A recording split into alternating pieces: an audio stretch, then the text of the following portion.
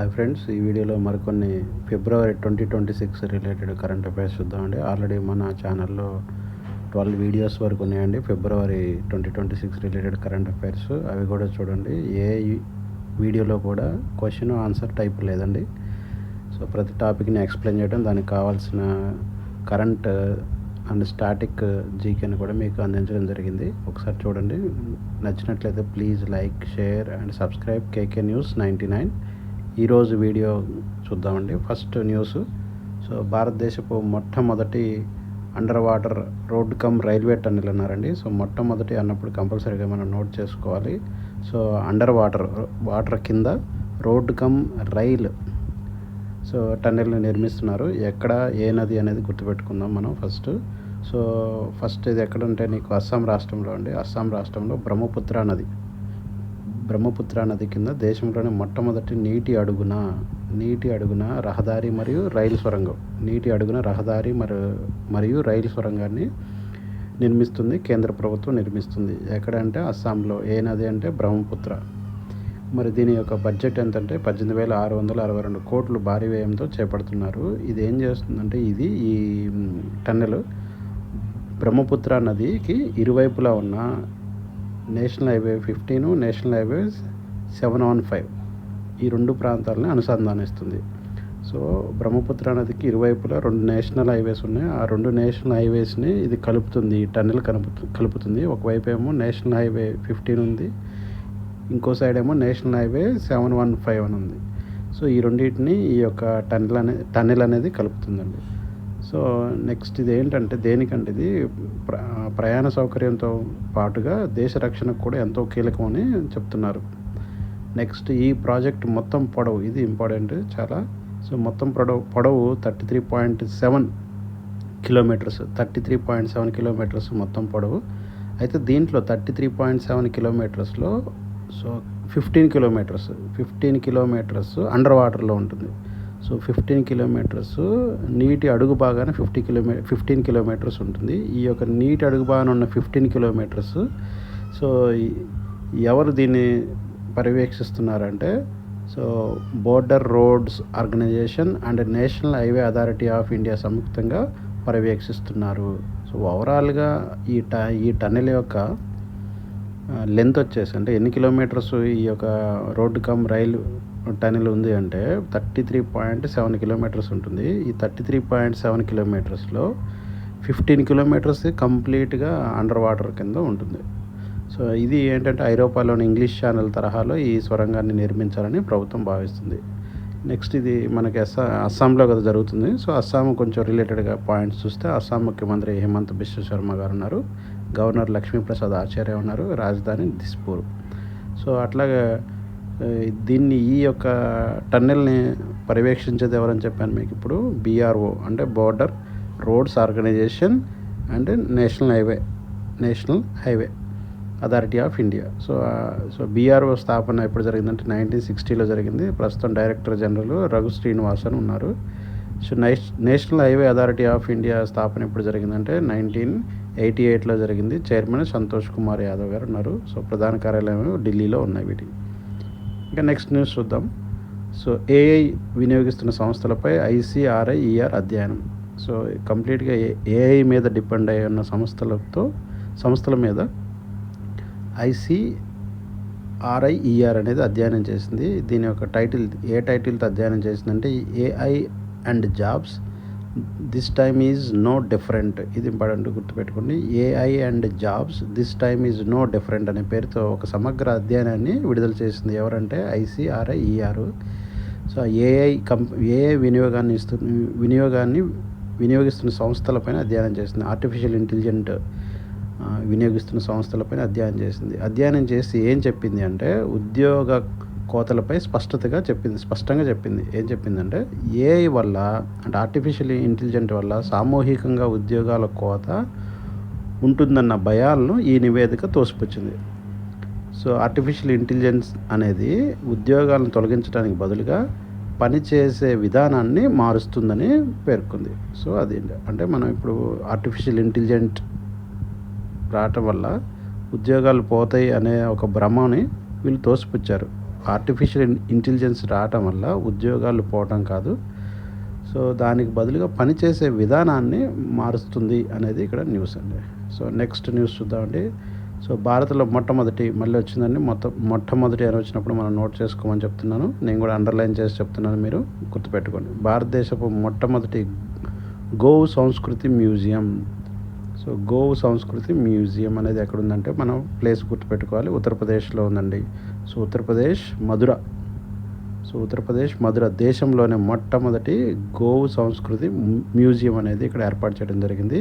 So exact point చూస్తే ఉత్తరప్రదేశ్లోని మధురాలో ఎక్కడంటే Pandit Deen Dayal Upadhyaya veterinary university. So Pandit Deen Dayal Upadhyaya veterinary యూనివర్సిటీలో ఫస్ట్ టైము దేశంలోనే గోవు సంస్కృతి మ్యూజియం ఏర్పాటు చేయనున్నారు. సో అట్లాగే మనకి గోవులకు సంబంధించి ఇంతకుముందు స్కీమ్స్ ఏమైనా ఉన్నాయా అంటే దేశవ్యాప్తంగా గోవుల సంరక్షణ కొరకు సో రాష్ట్రీయ గోకుల్ మిషన్ అనేది 2014లోనే మనకి ప్రవేశపెట్టడం జరిగింది. రాష్ట్రీయ గోకుల్ మిషన్ అనేది 2014లోనే. సో అలాగే మనకి 2021 నుండి 2026 వరకు రాష్ట్రీయ పశుధన్ వికాస్ యోజన, ఈ పాయింట్ గుర్తుపెట్టుకుని, రాష్ట్రీయ పశుధన్ వికాస్ యోజన 2021 నుంచి 2026 వరకు సో ఈ పథకం అనేది కొనసాగుతుంది. ఈ పథకంలో భాగంగానే మనకి సో ఉత్తరప్రదేశ్లోని మధురాలో సో మొట్టమొదటి గోవు సంస్కృతి మ్యూజియం అనేది ఏర్పాటు చేయడం జరుగుతుంది. సో అట్లాగే మనకి గోవులు అన్నప్పుడు మనకి మినిస్ట్రీ సో కేంద్ర పశు సంవర్ధక శాఖ మంత్రిగా ఎవరున్నారంటే రాజీవ్ రంజన్ సింగ్ గారు ఉన్నారండి. ఇంకా నెక్స్ట్ సో ఆవుని జాతీయ జంతువుగా కలిగిన దేశం ఏంటంటే మనకి నేపాల్. గుర్తుపెట్టుకోండి, ఆవుని జాతీయ జంతువుగా కలిగిన దేశం నేపాల్. అట్లాగే నెక్స్ట్ న్యూస్ మళ్ళీ ఇక్కడ కూడా చూడండి, వీడియోలో మ్యాక్సిమం మొట్టమొదటనే వస్తున్నాయి. సో మొట్టమొదటి central bank digital currency. So central bank digital currency, దీన్ని CBDCగా గుర్తుపెట్టుకోండి, CBDC. సో ఆధారిత ప్రజా పంపిణీ వ్యవస్థ అనేది హెడ్లైన్స్గా ఉందండి. సో CBDC అనేది ఒక డిజిటల్ కరెన్సీ టైప్ అండి. ఇది ఆర్బీఐ జారీ చేసింది కాబట్టి కంపల్సరీగా గుర్తుపెట్టుకోవాలి CBDC. సో దీన్ని ప్రజా పంపిణీ వ్యవస్థకు వాడుతున్నారు. అంటే ప్రజా పంపిణీ వ్యవస్థ కంటే రేషన్స్, మనం సరుకులు తీసుకుంటాం కదా కి వెళ్ళి, సో అక్కడ మనం ఏం చేస్తున్నాం, బయోమెట్రిక్ వేసి తీసుకుంటాం. ఇక్కడ నుంచి ఏం చేస్తారంటే ఈ CBDC ద్వారా ఫోన్కి లింక్ అయి ఉంటుంది. సో మనం ఏం చేస్తామంటే డిజిటల్ కరెన్సీని ఇవ్వడం జరుగుతుంది. సో చూద్దాం ఒకసారి. కేంద్ర హోంమంత్రి, సహకార మంత్రి అమిత్ షా దేశంలోని మొట్టమొదటి సెంట్రల్ బ్యాంక్ డిజిటల్ కరెన్సీ ఆధారిత పారదర్శక, ఆధునిక మరియు వినియోగదారు ప్రజా పంపిణీ వ్యవస్థను ఎక్కడ ప్రారంభించారంట, గాంధీనగర్లో ప్రారంభించారు. గుర్తుపెట్టుకోండి, CBDC ప్రజా పంపిణీ వ్యవస్థను ఎక్కడంటే గాంధీనగర్లో ప్రారంభించారు. అంటే మనం వేలుముద్ర వేయటం కాకుండా ఈసారి నుంచి ఏం చేయాలంటే మనకి ఈ డిజిటల్ కరెన్సీ ఒకటి ఉంటుంది. ఆ రేషన్ షాప్ దగ్గరికి వెళ్ళి మన ఫోన్ నెంబర్ చెప్తే సో మన ఫోన్ నెంబర్ నుంచి మన ఫోన్ నెంబర్కి లింక్ అయిన డిజిటల్ కరెన్సీ సో వాళ్ళకి ట్రాన్స్ఫర్ అవుద్ది. అప్పుడు మనకి రేషన్ ఇస్తారు. ఇలా కొత్తగా దీన్ని ఇంట్రడ్యూస్ చేస్తున్నారు. దాంతోపాటుగా సో గుజరాత్ పర్యటనలో భాగంగా అహ్మదాబాద్లోని సబర్మతి జోన్లో అన్నపూర్ణ గ్రైన్ ATM సౌకర్యాన్ని కూడా ఇతను ప్రారంభించారు అమిత్ షా గారు. నెక్స్ట్ ఇంకో న్యూస్ కూడా ఉందండి. గరిమా పోషణ్ సుపోషిత్ గరుడేశ్వర్. గుర్తుపెట్టుకోండి, గరిమా పోషణ్ సుపోషిత్ గరుడేశ్వర్ తాలూకా ప్రచారాన్ని అమిత్ షా ప్రారంభించారు. సో ఇక్కడ మనకి 3 ప్రోగ్రామ్స్గా చెప్తున్నాయి. ఇక్కడ గాంధీనగర్ అంటే గుజరాత్. అమిత్ షా గుజరాత్ పర్యటనలో భాగంగా CBDC ప్రజా పంపిణీ వ్యవస్థను ప్రారంభించారు. దాంతోపాటుగా అహ్మదాబాద్లోని సబర్మతి జోన్లో అన్నపూర్ణ గ్రైన్ ATM సౌకర్యాన్ని ప్రారంభించారు. అట్లాగే గరిమా పోషణ్ సుపోషిత్ గరుడేశ్వర్ తాలూకా ప్రచారాన్ని కూడా అమిత్ షా ప్రారంభించారు. ఈ గరిమా పోషణ్ సుపోషిత్ గరుడేశ్వర్ ఏంటిదంటే గర్భిణీ స్త్రీలు, బాలింతలు మరియు చిన్నపిల్లల్లో ఉన్న రక్తహీనత మరియు పోషకాహార లోపాన్ని తొలగించడానికి ప్రారంభించబడిన ప్రోగ్రామే గరిమా పోషణ్ సుపోషిత్ గరుడేశ్వర్. సో దాన్ని కూడా ప్రారంభించారు అంటున్నారు అమిత్ షా గారు. So next central bank digital currency ఏదైతే చెప్పాం కదా ఇప్పుడు CBDC, దాన్ని రూపీ అని అంటున్నాం. సో ఇది ఎవరు ఇంట్రడ్యూస్ చేశారంటే RBI 2022లోనే ఇంట్రడ్యూస్ చేయడం జరిగింది. అట్లాగే మనకి ఇప్పుడు ఫుడ్ గురించి, పోషకాహార లోపం గురించి మాట్లాడాం కాబట్టి నేషనల్ ఫుడ్ సెక్యూరిటీ యాక్ట్ ప్రవేశపెట్టిన సంవత్సరం 2013. నెక్స్ట్ దేశంలోని తొలి రైస్ ఏటీఎం. సో ఎందుకంటే ఏటీఎం అని ఎందుకు చెప్పానంటే ఇక్కడ ఆల్రెడీ ఒకటి అన్నపూర్ణ గ్రైన్ ఏటీఎం సౌకర్యాన్ని కల్పించారని చెప్పా కదా అహ్మదాబాద్లో. సో అందుకే ఇక్కడ ఇంకో పాయింట్ యాడ్ చేసామండి. సో దేశంలో తొలి రైస్ ఏటీఎంను ప్రవేశపెట్టిన రాష్ట్రంగా ఒడిశా ఉంది, ఇది గుర్తుపెట్టుకోండి. నెక్స్ట్ 2వ మరియు 3వ రాష్ట్రాలుగా బీహార్, గుజరాత్ నిలిచాయి. అలాగే దేశాన్ని పేపర్ రహిత దేశంగా ఆవిష్కరించడానికి ప్రధాని మోడీ డిజిటల్ ఇండియా ప్రోగ్రామ్ను 2015 జూలై 1 ప్రారంభించారు, ఇది తెలిసిందే అండి. నెక్స్ట్ గుజరాత్ ముఖ్యమంత్రి, ఇదంతా గుజరాత్ న్యూస్ మాట్లాడాం కాబట్టి గుజరాత్ ముఖ్యమంత్రి Bhupendra Patel, governor Acharya Devvrat and next రాజధాని గాంధీనగర్, అసెంబ్లీ స్థానాలు 182 ఉన్నాయి. ఇక నెక్స్ట్ న్యూస్ చూద్దామండి. సో మనకి ఏప్రిల్ 1 నుంచి కొత్త రైల్వే జోన్, ఇది ఒక హెడ్డింగ్గా ఉందండి. సో ఏం లేదండి, దక్షిణ మధ్య రైల్వే జోన్ని పునర్వ్యవస్థీకరిస్తున్నారు. సో పునర్వ్యవస్థీకరించి ఏప్రిల్ 1 నుంచి కొత్త రైల్వే జోన్ని క్రియేట్ చేస్తున్నారు. అంటే దక్షిణ మధ్య రైల్వేని రెండుగా విభజిస్తున్నారు. సో ఏంటో చూద్దాం యాక్చువల్గా. సో దక్షిణ మధ్య రైల్వే జోన్లో 6 డివిజన్లు ఉంటాయండి. 6 డివిజన్లకి కేంద్రం సికింద్రాబాద్ కేంద్రంగా ఉండేవి.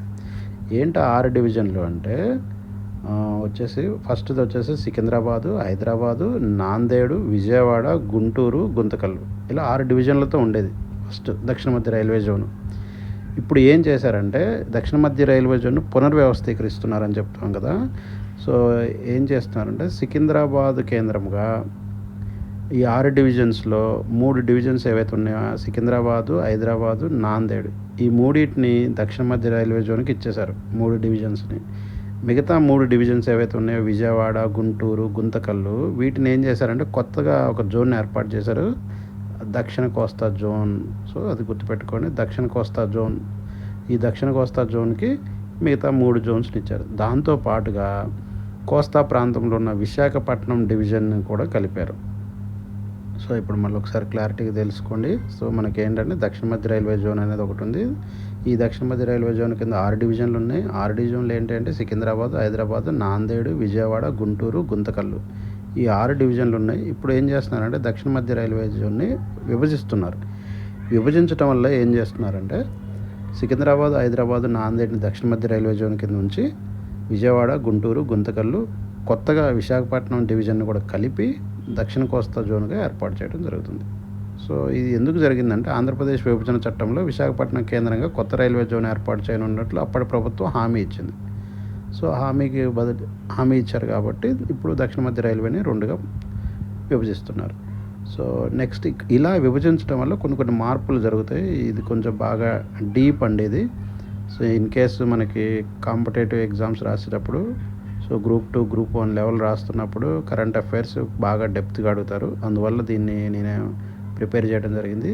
సో ఇక్కడ ఏంటంటే గుంతకల్ డివిజన్లో ఉన్న రాయచూర్, వాడి సెక్షన్ సికింద్రాబాద్ రైల్వే డివిజన్కి పరిమితం కానుంది. అంటే ఎటువైపు ఇప్పుడు కొన్ని చేంజెస్ జరుగుతున్నాయి, వాటిని చెప్తున్నాను. అలాగే విష్ణుపురం, నడికుడి, విష్ణుపురం, జానపహాడ్ మార్గాలు ప్రస్తుతం గుంటూరు జోన్లో ఉండగా అవి సికింద్రాబాద్కు బదిలీ అవుతున్నాయి. ఇట్లా సో చూడండి, మీకు ఇంకా డెప్త్గా కావాలంటే వీటిని ప్రిపేర్ అవ్వండి. లేకపోతే మీరు సో చదవకపోయినా ప్రాబ్లం లేదు. డీప్గా చదువుకోవాలనుకున్న వాళ్ళు ఈ పాయింట్స్ చదువుకున్నారు. అట్లాగే 46 కిలోమీటర్ల మోటమర్రి కొండపల్లి మార్గం సికింద్రాబాద్ నుంచి విజయవాడ డివిజన్ పరిధిలోకి వెళ్తున్నాయి. సో ఇంతకుముందు సికింద్రాబాద్ డివిజన్ పరిధిలో ఉండేవి, ఇప్పుడు విజయవాడ డివిజన్ పరిధిలోకి వెళ్తున్నాయి. అవండి న్యూస్. నెక్స్ట్ న్యూస్ చూస్తే భారతదేశంలోనే అర్బన్ పాలసీ రూపొందించిన తొలి రాష్ట్రం. సో అర్బన్ పాలసీ అంటున్నారండి. సో అంటే చూడండి, నీకు పట్టణాలని, నగరాలని అభివృద్ధి చేయడం కోసం చాలా రకాల స్కీమ్స్ చెప్తున్నారు. సో మనం ప్రీవియస్ వీడియోలో కూడా చూసాం, అర్బన్ ఛాలెంజ్ ఫండ్ అని చెప్పి చూసాం. అర్బన్ ఛాలెంజ్ ఫండ్ 1,00,000 కోట్ల రూపాయలతో సో కేంద్ర ప్రభుత్వం ఏర్పాటు చేసిందని చెప్పాం. సో ఇప్పుడు చూడండి, భారతదేశంలో అర్బన్ పాలసీ రూపొందించిన తొలి రాష్ట్రం ఏంటిదంటే కేరళ. గుర్తుపెట్టుకోవాలి, తొలి రాష్ట్రం కేరళ అర్బన్ పాలసీని రూపొందించింది. ఏంటంటే 2050 నాటికి రాష్ట్రాన్ని క్లైమేట్ స్మార్ట్ నగరాలుగా అభివృద్ధి చేయడం దీని యొక్క లక్ష్యం. క్లైమేట్ స్మార్ట్ నగరాలుగా అంటే క్లైమేట్ ఫ్రీగా ఉండాలి, పొల్యూషన్ ఫ్రీ ఉండాలి, స్మార్ట్ అంటే అడ్వాన్స్డ్ టెక్నాలజీ యూస్ చేస్తూ ఉండాలి. సో స్మార్ట్ నగరాలను పబ్లిక్ ప్రైవేట్ పైపులు పార్ట్నర్షిప్ మోడల్ ద్వారా అభివృద్ధి చేయనున్నారు. ఇది గుర్తుపెట్టుకుండా అడుగుతున్నారు. సో డబల్ పీ మోడల్లో దీన్ని అభివృద్ధి చేయబోతున్నారు. నెక్స్ట్ మరోవైపు ఇటీవల కేంద్రము 10 లక్షల కంటే అధిక జనాభా ఉండే నగరాలను అభివృద్ధి చేయుటకు 1,00,000 కోట్ల వ్యయంతో చెప్పాను కదండి అర్బన్ ఛాలెంజ్ ఫండ్ అనేది సో క్రియేట్ చేసింది ఆల్రెడీ ప్రభుత్వం. సో కేరళలో జరుగుతుంది. కేరళలో కదా ఇది తీసుకొచ్చిన చూడండి, భారతదేశంలో అర్బన్ పాలసీ రూపొందించిన తొలి రాష్ట్రం ఏం చెప్పాను, కేరళ. అందువల్ల కేరళ న్యూస్ చూద్దాం కొంచెం. సో కేరళ న్యూస్ చూస్తే దేశంలో 12వ తరగతి వరకు ఉచిత విద్యను అందిస్తున్న రాష్ట్రం కేరళ. 12వ తరగతి వరకు 100% పేదరికాన్ని నిర్మూలించిన తొలి రాష్ట్రం కేరళ. బర్డ్ అట్లాస్ చూడండి, మన వీడియోలో చెప్పాను ఆల్రెడీ, బర్డ్ అట్లాస్ ప్రవేశపెట్టిన తొలి రాష్ట్రం కూడా కేరళనే. అట్లాగే స్త్రీ పురుష నిష్పత్తి సో మనకి 2011 జనాభా లెక్కల ప్రకారం 1084 1000 అంటే 1000 మంది పురుషులకి 1084 మంది స్త్రీలు అనేవాళ్ళు కేరళ రాష్ట్రంలో ఉన్నారు. అట్లాగే ప్రపంచంలో తొలి తాళపత్ర గ్రంథాలయ మ్యూజియం ఎక్కడ ఉందంటే నీకు కేరళలోనే ఉందండి. సో కేరళ ముఖ్యమంత్రి పినరయి విజయ్ గారు, గవర్నర్ ఆరిఫ్ మహమ్మద్ ఖాన్, రాజధాని తిరువనంతపురం. సో ఇది. సో నెక్స్ట్ న్యూస్ చూద్దాం. సమృద్ధి Gram phygital service pilot project. So ఇదేంటంటే ఫిజిటల్ అనే వర్డ్ గుర్తుపెట్టుకోండి. ఫిజిటల్ అనే వర్డ్ మీనింగ్ ఏంటంటే ఫిజికల్ అండ్ డిజిటల్ సేవల కలయికనే ఫిజిటల్ అంటారు. ఫిజికల్ డిజిటల్ రెండు కలిపితే ఫిజిటల్ అని చెప్తున్నారు. ఏంటంటే ఈ యొక్క ప్రాజెక్టు ఎజెండా సో గ్రామీణ ప్రజలు ప్రభుత్వ మరియు ప్రైవేట్ సేవలను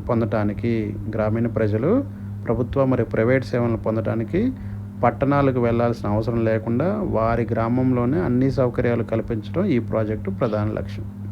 అది so Samriddhi Gram phygital service pilot ప్రాజెక్టును టెలికాం సెంటర్స్ ఫర్ ఎక్సలెన్స్ ప్రారంభించనుంది. సో ఎవరంటే టెలికాం సెంటర్స్ ఆఫ్ ఎక్సలెన్స్ ప్రారంభించనుంది ఈ యొక్క ప్రాజెక్టుని. సో గ్రామీణ ప్రాంతాల్లో విద్య, ఆరోగ్యం, వ్యవసాయం మరియు బ్యాంకింగ్ వంటి సేవలను భౌతిక డిజిటల్ విధానంలో సమగ్రపరిచి గ్రామీణ భారతదేశాన్ని డిజిటల్లో బలోపేతం చేయడమే దీని యొక్క ముఖ్య ఉద్దేశం. దీన్ని ఎవరు ప్రారంభిస్తున్నారనే పాయింట్ గుర్తుపెట్టుకోండి. టెలికాం సెంటర్స్ ఆఫ్ ఎక్సలెన్స్ ప్రారంభించనుంది, అదొకటి గుర్తుపెట్టుకోండి. తొలుత ఈ ప్రాజెక్ట్ని Madhya Pradesh and next Andhra Pradesh. So Andhra Pradesh కూడా ఉంది కాబట్టి గుర్తుపెట్టుకోవాలి. ఆంధ్రప్రదేశ్లో ఎక్కడంటే కోడూరు, గుంటూరు జిల్లా నారకోడూరులో ఈ ప్రాజెక్ట్ని తొలుత ప్రారంభించడం జరిగింది. ఈ ప్రాజెక్టు 2 సంవత్సరాల పాటు అమల్లో ఉంటుంది. సో దీనికి టెలికాం టెక్నాలజీ డెవలప్మెంట్ ఫండ్ మద్దతిస్తుంది. ఈ ప్రాజెక్టుకి. అలాగే ఇంకొంచెం స్టాటిక్ జీకే చూస్తే భారత్ నెట్ పథకం వాస్తవానికి 2011 అక్టోబర్లో నేషనల్ ఆప్టికల్ ఫైబర్ నెట్వర్క్ పేరుతో ప్రారంభమైంది. సో భారత్ నెట్ పథకం అనేది 2015లో దాన్ని భారత్ నెట్గా మార్చారు. ముందైతే దాని పేరు ఏంటంటే నేషనల్ ఆప్టికల్ ఫైబర్ నెట్వర్క్ అనే పేరుతో ఉందండి. ఇది ప్రపంచంలో అతిపెద్ద గ్రామీణ బ్రాడ్బ్యాండ్ కనెక్టివిటీ ప్రోగ్రామ్. అది గుర్తుపెట్టుకోండి. ఏదంటే భారత్ నెట్ అనేది ప్రపంచంలోని అతిపెద్ద గ్రామీణ బ్రాడ్బ్యాండ్ కనెక్టివిటీ ప్రోగ్రామ్. అట్లాగే ఇదంతా మనం నెట్వర్క్స్ గురించి మాట్లాడుతున్నాం కాబట్టి సో కేంద్ర సమాచార శాఖ మంత్రి జ్యోతిరాదిత్య సింధియా గారు ఉన్నారండి. సో అలాగే ట్రాయ్ తెలిసింది మీ అందరికీ, అనిల్ కుమార్ లోహటి గారు ఉన్నారు చైర్మన్గా. నెక్స్ట్ ట్రాయ్ స్థాపన 1997, ప్రధాన కార్యాలయం వచ్చేసి ఢిల్లీలో ఉందండి.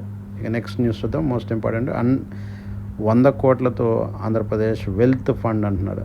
వెల్త్ ఫండ్ అంటే ఏంటంటే ఆంధ్రప్రదేశ్ని రానున్న రోజుల్లో ఇంకొంచెం ఎలా అభివృద్ధి చేయాలి అనేది ఆలోచించి పెట్టిన ఫండ్ అండి ఇది. ఏం చేస్తారంటే ఈ 100 కోట్లతో సో వివిధ రంగాల్లో పెట్టుబడులను పెట్టి ఆ వివిధ రంగాల నుంచి వచ్చిన లాభాన్ని రాష్ట్ర అభివృద్ధికి యూజ్ చేస్తారు. సో ఇది ఏంటంటే ఈ ప్రాసెస్ నార్వేలో, అందుకే దీన్ని ఏమంటారంటే నార్వే మోడల్ అంటున్నారు. నార్వేలో ఆల్రెడీ ఇలాంటిది ప్రోగ్రామ్ ఒకటి ఉందండి. సో నార్వే మరియు అబుదాబి దేశాల్లోని సావరన్ వెల్త్ ఫండ్స్ అక్కడ ఈ పేరుతో ఉన్నాయండి. సావరన్ వెల్త్ ఫండ్స్ తరహాలో దీన్ని రూపకల్పన చేశారు. ఏది మన ఏపీలో ఏం పెట్టారంటే 100 కోట్లతో ఆంధ్రప్రదేశ్ వెల్త్ ఫండ్. ఇది ఏ మోడల్ అంటే నార్వే మోడల్ అండి. సో దీని ఏంటంటే సో కేవలం ప్రస్తుత అవసరాలకే కాకుండా భవిష్యత్ తరాల కోసం మరియు రాష్ట్ర దీర్ఘకాలిక ఆర్థిక అవసరాల కోసం సంపదను సృష్టించడం దీని ప్రధాన లక్ష్యం. సో పెట్టుబడుల విస్తరణ. ఈ నిధి ద్వారా రాష్ట్రంలోనే కాకుండా దేశవ్యాప్తంగా ఉన్న వివిధ లాభదాయకమైన అవకాశాల్లో పెట్టుబడులు పెట్టి రాష్ట్రానికి అదనపు ఆదాయాన్ని సమకూర్చడం. సో అదండి దీని యొక్క న్యూస్. ఈ తరహా విధానం దేశంలో ప్రవేశపెట్టిన మొట్టమొదటి రాష్ట్రము ఆంధ్రప్రదేశ్. నెక్స్ట్ తమను ఓడరేవుపై దాడి చేసిన ఉక్రెయిన్. సో ఈ న్యూస్ ఏంటంటే మనం దీంట్లో తెలుసుకోవాల్సింది ఏంటంటే తమను ఓడరేవు అనేది ఎక్కడుందో తెలుసుకోవాలి ఫస్ట్. తమన్ ఓడరేవు అనేది రష్యాలోని నల్ల సముద్రం ఓడరేవుని తమన్ ఓడరేవుగా చెప్తున్నాం. దీని మీదకి ఉక్రెయిన్ అనేది దాడి చేసింది అని చెప్తున్నారు. సో నల్ల సముద్రం చుట్టూ ఉండేది కొన్ని దేశాల యొక్క లిస్ట్ ఇచ్చానండి. ఇక్కడ మీరు చూడండి, దేశాల లిస్ట్ వచ్చేసి రష్యా ఉంది, Georgia, Turkey, Bulgaria, Romania, Ukraine, ఇవన్నీ నీకు నల్ల సముద్రానికి చుట్టూ ఉండే కంట్రీలు. సో ఎందుకు ఈ రష్యాకి ఈ ఉక్రెయిన్కి ఎందుకు ఇక్కడ మనకి క్లాషెస్ వస్తున్నాయంటే, సో కాన్ఫ్లిక్ట్ ఎందుకు ఉంది అంటే, ఉక్రెయిన్ నాటోలో సభ్యదేశంగా చేరతాననే నేపథ్యంలో ఇరు దేశాల మధ్య 2027 ఫిబ్రవరి 24న యుద్ధం ప్రారంభమైంది. ఉక్రెయిన్ నాటోలో జాయిన్ అవుదామని చూస్తుందండి. ఈ నాటోలో జాయిన్ అవుదామని చూడటం వల్ల అది రష్యాకి నచ్చక, సో ఉక్రెయిన్ రష్యాకి మధ్య యుద్ధం అనేది మొదలైంది 2022లో.